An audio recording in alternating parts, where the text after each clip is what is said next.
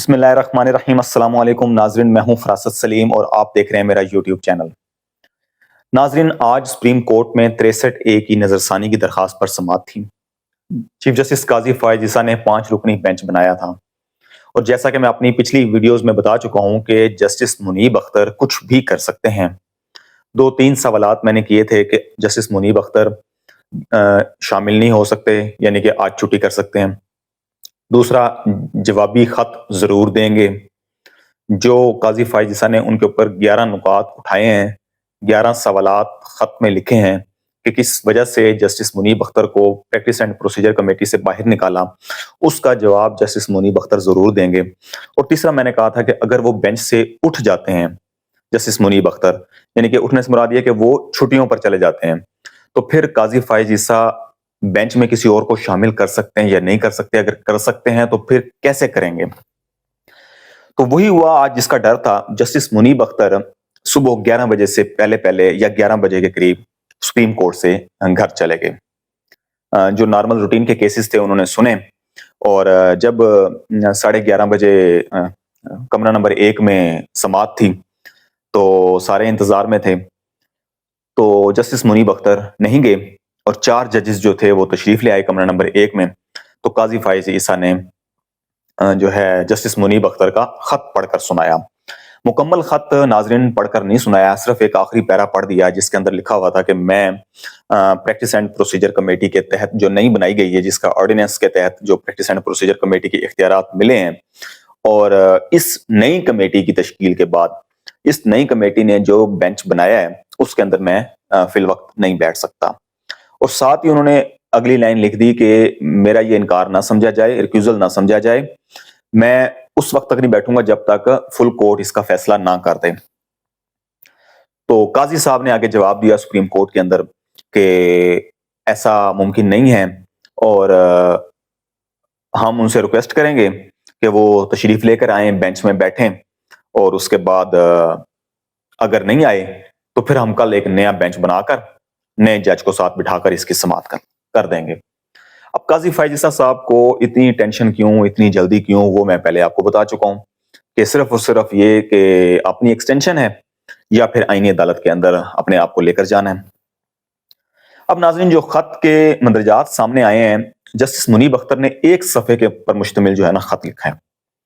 اور اس 1 صفحے پر جو قاضی فائز عیسیٰ نے 3 صفحات پر لکھا تھا، تو انہوں نے 1 صفحے کے اوپر ایسی باتیں لکھ دی ہیں، تو شاید اسی وجہ سے چیف جسٹس قاضی فائز عیسیٰ نے صبح کمرہ عدالت میں پورا جو خط تھا ان کا جسٹس منیب اختر کا وہ نہیں پڑھا۔ اس کے اندر لکھا ہے کہ جسٹس منیب قاضی فائز عیسیٰ کو کہہ رہے ہیں کہ چیف جسٹس کا جسٹس منصور علی شاہ کو جوابی خط خود پرستی کا مجموعہ ہے۔ اب یہ دیکھ لیں کتنا سخت لفظ ہے، خود پرستی کا مجموعہ ہے، وہ گھٹیا مہم بازی ہے۔ یعنی کہ ایک جج جو ہیں سپریم کورٹ کے، وہ چیف جسٹس آف پاکستان کے حوالے سے لکھ رہے ہیں، کتنی خطرناک لائن ہے۔ اور اس کے بعد وہ کہہ رہے ہیں کہ چیف جسٹس کا یہ طرز عمل بدقسمتی ہے۔ جسٹس منصور علی شاہ کے خط میں آئینی نکات جو اٹھائے گئے تھے ان کے جوابات نہیں دیے گئے۔ وہی جو میں اپنی ویڈیو میں کہہ چکا ہوں کہ جسٹس منصور علی شاہ نے پوچھا تھا کہ آرڈیننس کے حوالے سے، کہ آپ خود ماضی میں آرڈیننس کو تسلیم نہیں کرتے تھے اور آرڈیننس کے حوالے سے باتیں کرتے تھے، تو آرڈیننس کے ذریعے سپریم کورٹ کے انٹرنل معاملات کے اندر انٹرفیرنس کی گئی ہے۔ اور دوسرا، پریکٹس اینڈ پروسیجر کمیٹی کے جو رولز طے ہوئے تھے وہ فل کورٹ نے تشکیل دیے تھے،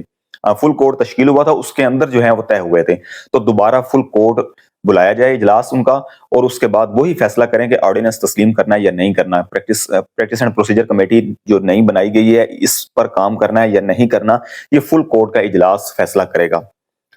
تو جسٹس منیب اختر نے جو ہے یہ لکھ دی ہے۔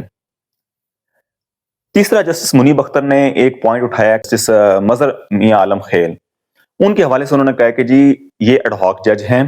یہ اس میں شامل نہیں ہو سکتے۔ ساتھ ہی انہوں نے لکھ دی ہے کہ اس میں کوئی شک نہیں ہے کہ جو نظر ثانی کیس ہوتا ہے اس میں جو پرانے ججز جس نے کیس سنا ہوتا ہے وہی اس بینچ کے اندر بیٹھتے ہیں۔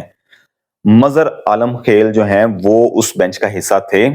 لیکن اب وہ ریٹائرڈ ہو چکے تھے اور ریٹائر ہونے کے بعد وہ ایڈ ہاک جج بن چکے ہیں، اور ایڈ ہاک جج کے جو دائرہ اختیار تھا وہ 19 جولائی کے جوڈیشل کمیشن اجلاس کے اندر اس چیز کا فیصلہ ہو چکا تھا کہ ایڈ ہاک جج کے پاس کون سے کیسز جائیں گے، کون سے نہیں جائیں گے۔ یہ چیزیں تمام وہاں جوڈیشل کمیشن کے اجلاس کے اندر دائرہ کار ان کا جو تھا وہ ایک متعین ہو چکا تھا کہ اس دائرے کے اندر رہ کے یہ کیسز کریں گے۔ تو چیف جسٹس قاضی فائز عیسیٰ نے ایک تو وہ خلاف ورزی کر دی جوڈیشل کمیشن کے اجلاس کے اندر جو رولز متعین ہوئے تھے۔ تیسرا ایک پوائنٹ انہوں نے اٹھایا کہ جو 16 جولائی کو ایک پریکٹس اینڈ پروسیجر کمیٹی کا اجلاس ہوا تھا جس کے اندر ایجنڈے پر شامل بھی نہیں تھا 63A، اور چیف جسٹس قاضی فائز عیسیٰ نے جسٹس منصور علی شاہ کی سربراہی کے اندر 5 رکنی بینچ کی جو ہے وہ تجویز دی تھی کہ یہ 63A کی سماعت کرے گا۔ تو قاضی فائز عیسیٰ نے جو دوبارہ پریکٹس اینڈ پروسیجر کمیٹی کے اندر جس میں خود سربراہ بن بیٹھے ہیں 63A کے اندر، وجوہات بیان نہیں کی کہ جسٹس منصور علی شاہ کو کیوں ہٹایا اور خود کیوں بن بیٹھے۔ تو اس کی بھی وجہ یہی ہے کہ جسٹس منصور علی شاہ سے انہیں وہ توقعات نہیں تھی جو وہ حاصل کرنا چاہ رہے ہیں، تو وہ خود ہی بیٹھ گئے۔ اب ناظرین بات یہ چل رہی ہے کہ جسٹس منیب اختر نے یہ کر دیا۔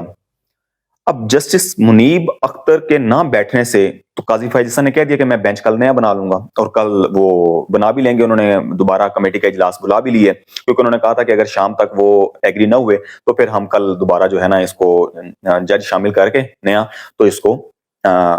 ہیئرنگ کل کر لیں گے۔ ناظرین یہاں 3-4 پوائنٹس ہیں۔ پہلا پوائنٹ یہ ہے کہ جسٹس منیب اختر آتھر جج ہیں، اور آتھر جج کا بینچ کے اندر بیٹھنا ضروری ہے، یعنی کہ ان کا ہونا ضروری ہے۔ اب جب وہ نہیں بیٹھیں گے اگر، تو پھر چیف جسٹس جو ہے ان کو فل کورٹ اجلاس بلانا پڑے گا اور سپریم کورٹ کے جو رولز ہوں گے اس کو امینڈ کرنا پڑے گا۔ تو اگر قاضی فائز عیسیٰ کل بینچ بناتے ہیں دوبارہ اور اس کے اندر ایک نئے جج کو جسٹس منیب اختر کی جگہ لے کر آتے ہیں، جو کہ وہ لے بھی آئیں گے، سردار طارق مسعود کو بھی لے کے آ سکتے ہیں، جسٹس نعیم اختر افغان کو بھی لے کے آ سکتے ہیں، جسٹس مسرت ہلالی کو بھی لے کے آ سکتے ہیں، تو وہ ان کو سپورٹ کر جائیں گے۔ لیکن یہ غیر قانونی ہو جائے گا، غیر آئینی ہو جائے گا، کیونکہ رولز امینڈ کیے بغیر سپریم کورٹ کے فل کورٹ اجلاس بلائے بغیر یہ ممکن نہیں ہے۔ قاضی فائز عیسیٰ جو ہے وہ فل کورٹ اجلاس بھی نہیں طلب کریں گے، کیونکہ انہیں پتا ہے کہ میں میجورٹی کے اندر نہیں ہوں، مینورٹی کے اندر ہوں۔ سینئر رپورٹر ہیں حسنات ملک، وہ آج کہہ رہے تھے کہ 15 سال ہو گئے ہیں مجھے سپریم کورٹ کی کوریج کرتے ہوئے، 15 سال میں نے آج تک یہ نہیں دیکھا کہ سپریم کورٹ کے اندر اگر کوئی جج کسی کمرہ عدالت کے اندر نہیں آئے تو وہ کمیٹی روم سے اکٹھے جج ہو کر پھر کمرہ عدالت کے اندر داخل ہوتے ہیں۔ لیکن آج وہ کہہ رہے ہیں کہ 15 سال میں پہلی دفعہ میں نے دیکھا ہے کہ ایک جج نہیں آئے جسٹس منیب اختر، تو 4 ججز جو ہیں کمرہ عدالت کے اندر آ گئے اور ایک کرسی خالی پڑی رہی، اور اس کے بعد انہوں نے سماعت کر دی۔ یہ بھی ایک غیر آئینی ہے، یعنی کہ ان کا جواز نہیں بنتا تھا کہ اگر جج نہیں ہے تو پھر آٹومیٹیکلی جو ہے وہ ہیئرنگ سسپینڈ ہو جائے گی، آگے چلی جائے گی، اس کی جو بھی ڈیٹ انہوں نے دی ہوگی غیر معینہ مدت کے لیے جو بھی وہ کریں گے، لیکن آج یہ بھی کام ہٹ کر کیا گیا ہے۔ ناظرین قاضی فائز صاحب جتنے بھی کام کر رہے ہیں وہ سارے آئین سے ہٹ کر ہی ہو رہے ہیں، خلاف ورزیاں ہو رہی ہیں، لیکن وہ کہتے ہیں کہ میں آئین کی پابندی کر رہا ہوں۔ ناظرین اب انہوں نے یہاں ایک تو متی اللہ جان سینئر صحافی ہیں، انہوں نے بڑی اچھی بات کی، انہوں نے کہا یہ 4 ججز آج ایسے آ کے بیٹھے تھے کرسیاں لگا کر، اور ایک کرسی خالی پڑی تھی کہ پریس کانفرنس کی ہے اور انہوں نے باتیں کی ہیں، اٹارنی جنرل سے سوال کیے ہیں اور بیرسٹر علی ظفر سے سوال کیے ہیں، اور اس کے بعد انہوں نے اپنا موقف بتایا ہے اور اس کے بعد چلے گئے ہیں۔ ناظرین اب قاضی فائز عیسیٰ نے کل ایک کمیٹی کا اجلاس بلا لیا، پریکٹس اینڈ پروسیجر کمیٹی کا اجلاس صبح 9 بجے بلا لیا انہوں نے، اور اس کے اندر یہی ہوگا کہ وہ کسی ایک جج کو اپنے وہ شامل کر لیں گے اور اس کے بعد اس کی سماعت کر دیں گے، اور ہو سکتا ہے کہ وہ 1-2 سماعتوں کے اندر اس کو جو ہے کیس کو کلیئر کر دیں اور ریورس کر دیں 63A کو، تاکہ جو ان کی حکومت ہے پی ڈی ایم کی، یعنی کہ اتحادی جماعتوں کی، پیپلز پارٹی اور نون لیگ کی، ان کو جو آئینی ترامیم کرنی ہے ان کو مشکلات کا سامنا نہ ہو، یہ خرید و فروخت کریں اور پی ٹی آئی کے ممبران کو یا مولانا فضل الرحمان یا کسی اور جماعت سے اگر انہوں نے ووٹ خریدنا ہے تو اس سے ووٹ خرید کر آئینی ترامیم کر لیں۔ ناظرین اب سوال یہ ہے کہ اگر یہ بینچ بن جاتا ہے تو اس کی قانونی حیثیت کیا ہوگی؟ یہ بینچ بن جائے گا، اس کے بعد فیصلہ ریورس ہو جائے گا، تو اس کی قانونی حیثیت کیا رہ جائے گی؟ اور مستقبل کے اندر پھر اس کو تسلیم کون کرے گا؟ ابھی تو یہ وقتی طور پر اپنا جو ہے اس میں فائدہ حاصل کر لیں گے، تو آگے کیا ہوگا اس کا؟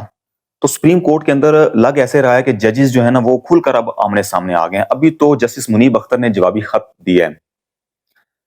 تو یہ اگر یہ کل بینچ بن جاتا ہے اور اس کی سماعت ہو جاتی ہے اور اس میں کچھ نہ کچھ فیصلہ ہو جاتا ہے یا فیصلہ نہیں بھی ہوتا، اگر یہ بینچ بھی بن جائے گا، مجھے تو یہی لگ رہا ہے کہ بینچ بننے کے فوری بعد بھی ریئیکشن آ سکتا ہے، جسٹس اطہر مین اللہ کی طرف سے آ سکتا ہے، جسٹس عائشہ ملک کی طرف سے آ سکتا ہے، جسٹس عقیل عباسی کی طرف سے آ سکتا ہے۔ وہ نو ڈاؤٹ کہ وہ جونیئر ہیں، لیکن پھر بھی جب اب معاملات جو ہیں وہ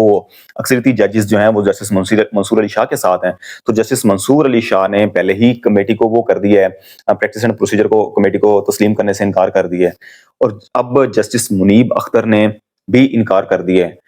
اور ناظرین، چیف جسٹس قاضی فائز حسن نے پریکٹس اینڈ پروسیجر کمیٹی کے اندر 9 بینچز تشکیل دی ہیں 184(3) کے تحت،